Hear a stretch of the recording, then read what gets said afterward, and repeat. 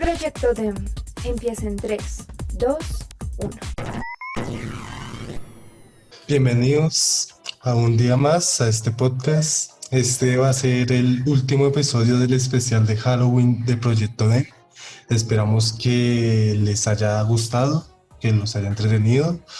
Y bueno, hoy en este último episodio vamos a hablar de la naturaleza humana, esas partes de nosotros que ocultamos y que algunos lo demuestran bastante sádico. Entonces, pues esperemos que sea entretenido. Vamos a hablar primero de Charles Manson. Charles Hilser Manson nació el 12 de octubre de 1934 y murió el 19 de noviembre del 2017.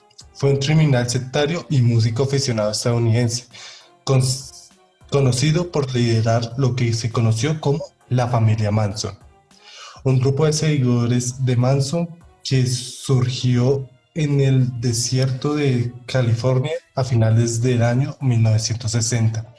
En 1971 fue declarado culpable de conspiración por los asesinatos de 7 personas, la actriz Sharon Tate y otras 4 personas en la casa de Tate, en Beverly Hills.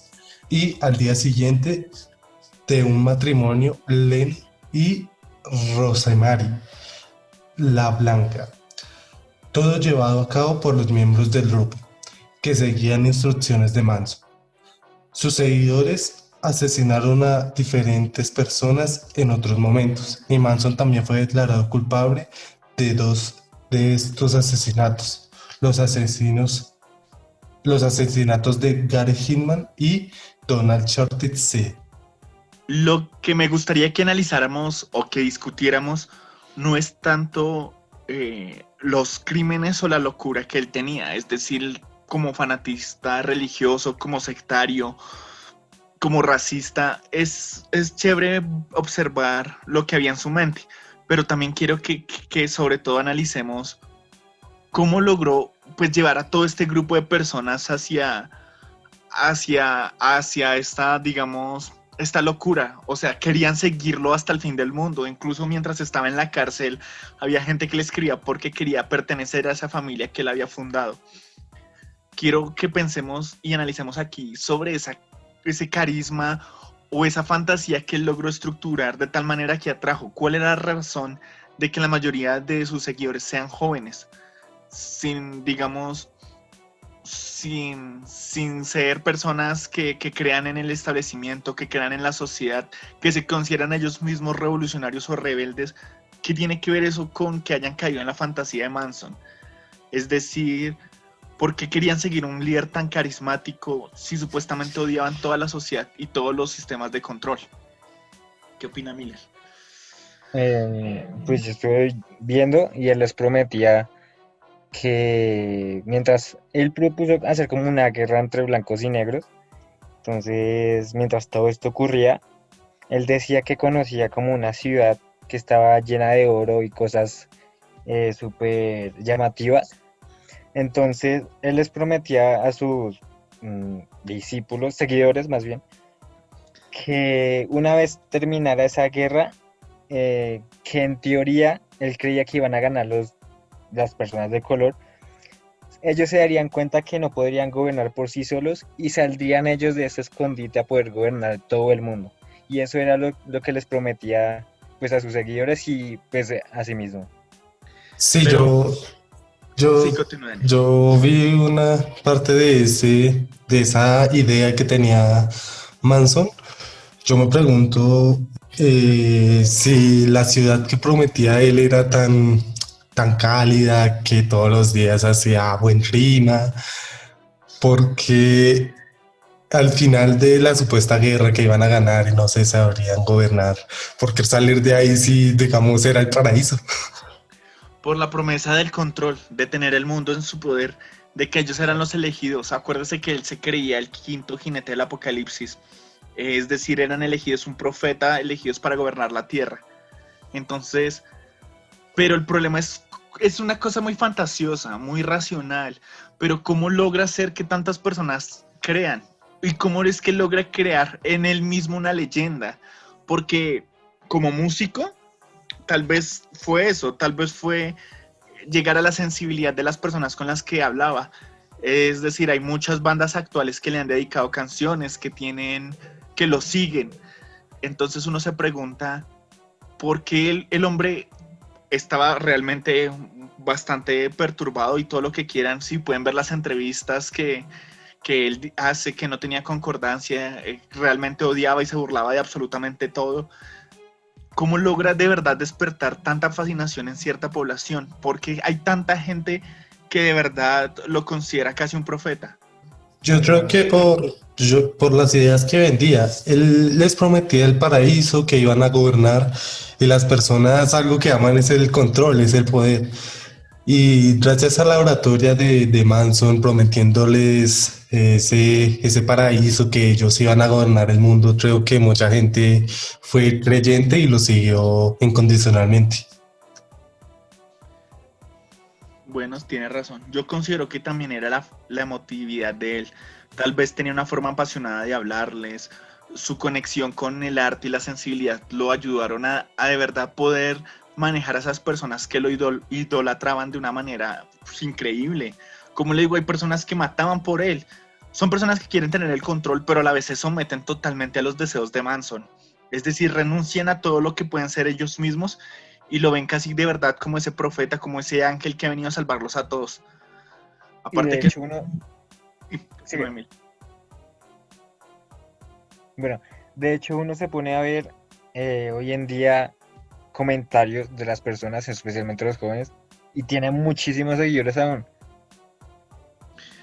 Sí, estaba mirando que se volvió increíble la cantidad de camisetas que tienen con su rostro. Su música sigue siendo vendida y siguen haciéndole canciones, ¿no? Y es lo importante.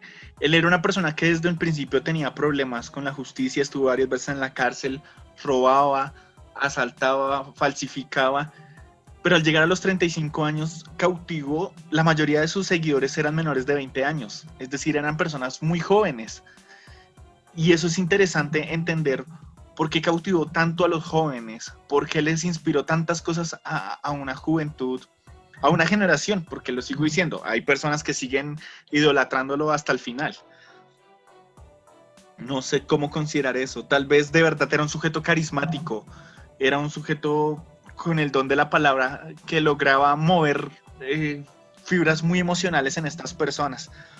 Pues analizamos los casos. Es decir, él quería crear una conspiración para iniciar la guerra racial. Y hay personas que creían que todo esto iba a pasar solamente porque lo decía. Aparte que como músico, pues parece que tenía talento, era una persona talentosa. Y creo que no soy la única persona que lo piensa. Sí, sí, la música es lo que atrae, ¿no? La música tiene bastante significado en la vida de las personas y más en los jóvenes. Yo creo que también esa es otra parte de por qué cautivó tanto a las personas de edad tan baja. Era músico, les prometía el cielo, pues no sé.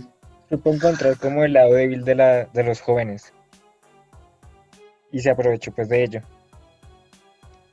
Personas muy jóvenes, personas muy emotivas, porque creo que si nos damos cuenta, él en cierta manera introducía la religión a sus vidas, en la forma en la que la percibía. Era demasiado sectario y todo eso, pero él percibía la religión de una manera. La música y este sentido de revolución, de que tenía que cambiar todo y que venía un gran cambio que solo él podía predecir. Y creo que ahí es cuando los jóvenes se sintieron atraídos. Son De cosas... hecho, él usó un pasaje de la Biblia, del Apocalipsis, para como describirse a sí mismo como un ángel que tenía la llave del abismo y que sus seguidores eran los demás ángeles. Él era como el quinto ángel. Sí, el de las puertas de esa tierra prometida que dice Daniel. Ese búnker donde iban a estar todos ellos. Pero es interesante entonces ver que con la combinación de religión, música, es decir, que sí fue mucho a los sentimientos, a mover las fibras emocionales y con eso lograba inspirar. Creo que en estos momentos muchos jóvenes son sus seguidores eran personas que tenían dudas acerca de sí mismos, y al encontrar esos vacíos emocionales, un sujeto carismático protector, porque él decía que los iba a proteger cuando todo esto sucediera, que era el único que podía predecirlo y protegerlos de lo que venía, pues creo que por eso fue que logró inspirarles esa confianza y esa manera de que ellos pudieran hacer cualquier cosa por él. Hay personas, Ahora, como le digo, en la actualidad que lo ahora, siguen idolatrando. Continúe. ahora la pregunta es, ¿por qué quería eso? ¿Por qué lo Pues, hacía? ¿Por qué lo hizo? pues ahí eso es complejo. Desde mi perspectiva era un sujeto que estaba enfermo, pues es decir, él se consideraba casi un profeta, él tenía sus visiones, él pensaba que los Beatles le hablaban en sus canciones, le decían cosas que solo él podía entender. Hay una canción de ellos que eso fue lo que lo inspiró a él en creer que venía esa guerra racial que iba a acabar con todo. Pues la verdad, creo que son cosas, no sé si él lo inventó para tener a estas personas idolatrándolo, por tener ese control sobre sus vidas, o realmente él lo creía. Pues porque podría fingir todo esto o estar un poco demente, pero le funcionó. Es decir, tuvo el control sobre esas vidas, tuvo esas personas que lo llevaban, venía de una familia conflictiva, sus padrastros lo golpeaban demasiado. Entonces tal vez también era por esa aceptación y terminó haciendo todo este tipo de cosas para ser el líder de una familia como quería una familia, pero creo que lo hizo de una manera muy incorrecta. El control de las personas, renunciar a lo que eran cada uno de ellos como individuos y formarlos en solamente sus seguidores. ¿O qué piensa Daniel? Sí, exactamente. Yo que no estaba de acuerdo, eso no es discutible. También, también la canción de los Beatles, estoy viendo y se llama Heller's Stellar. Y también por eso, ¿no? Los Beatles fueron una banda muy reconocida y muy influyente en las personas jóvenes en el siglo XX. Yo creo que también eso también lo catapultó, simular que los Beatles le hablaban, que era el quinto Beatle. Entonces, pues, creo que también eso ayudó a todo su séquito. Y ahora, Impulsarse. Sí, continúa, Emilia. dale, dale, dale. No, solo quería hacer el comentario de los Beatles. Impulsarse de esa manera, pues aprovechando no solamente la fama de ellos, sino lo que causaba. También ellos tenían un sentimiento de devoción grandísimo. Entonces él también se impulsó con eso. Y pues diciendo que era uno de ellos y que solo él entendía lo que ellos querían decir. Incluso el nombre de la canción que usted dice es el nombre de la guerra racial en la que él creía. Continúe, Miller. Bueno, y pues yo tengo una pregunta, ¿por qué los jóvenes tienen como esa necesidad de hacer eso, de parecerse a él? Pues tal vez es primero hay un problema, un distanciamiento con la figura paterna. Entonces encontraban en él ese reemplazo, una figura de autoridad que los cuidaba y los protegía. Tampoco tiene una identidad definida, pues es, como le digo, son jóvenes muy de menores de 20 años, en este momento todavía están descubriendo lo que quieren.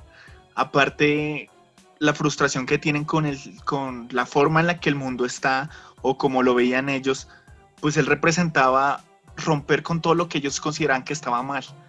Y por eso era tan atractivo, porque era una alternativa al mundo que ellos conocían y con el que no se sentían integrados.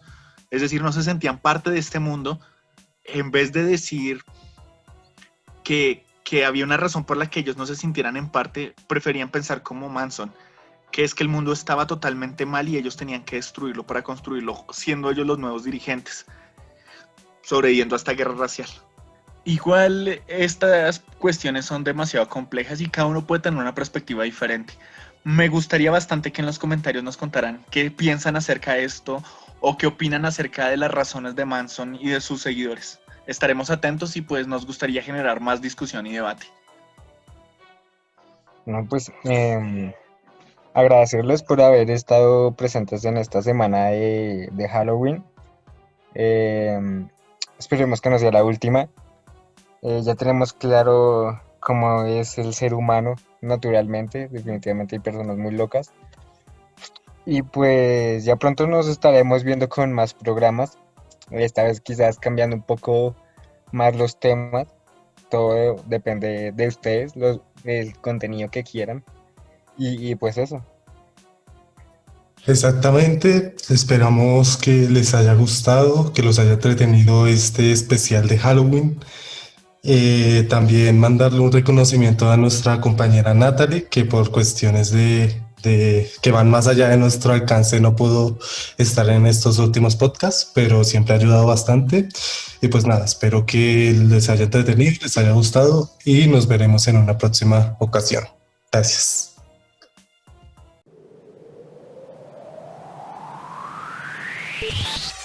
Y esto fue Proyecto Demo. Hasta la próxima.